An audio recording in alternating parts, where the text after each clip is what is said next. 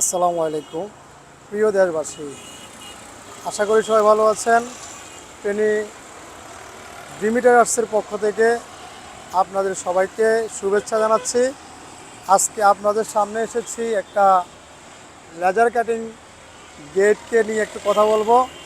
আমরা যারা ফেনীতে আছি, ফেনীবাসী আছি বা ফেনীর বাইরে যারা আছি, অনেক সময় দেখা যায় আমাদের ইচ্ছে থাকে একটা লেজার কাটিং গেট করার জন্য, কিন্তু আমাদের কাছে না পাওয়ার জন্য আমরা অনেক সময় সময়ের অভাবে অথবা আস্থার অভাবে আমাদের একটা লেজার কাটিং গেট স্বপ্ন থাকলেও আমরা করতে পারি না।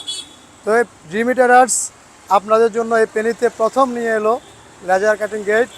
আপনারা দেখতে পাচ্ছেন আমি একটা গেটের সামনে দাঁড়িয়ে আছি।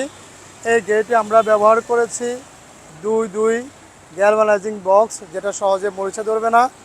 এরপর আমরা এখানে ব্যবহার করেছি 4 মিলি জাহাজের শিট। এরপর পিছনে আপনারা দেখতে পাচ্ছেন আমরা 1 মিলি এসএসসি শিট ব্যবহার করেছি। এই যে পুরো লেজার কাটিং গেটটা, এটা হবে স্লাইডিং হবে।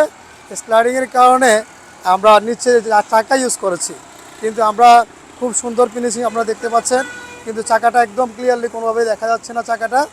এই এই যে এই গেটটা আমরা পাঠিয়ে দেব, আমাদের চলে যাবে হচ্ছে গন্ধপুর ইমাম আলী পাটোয়ারি জামে মসজিদ।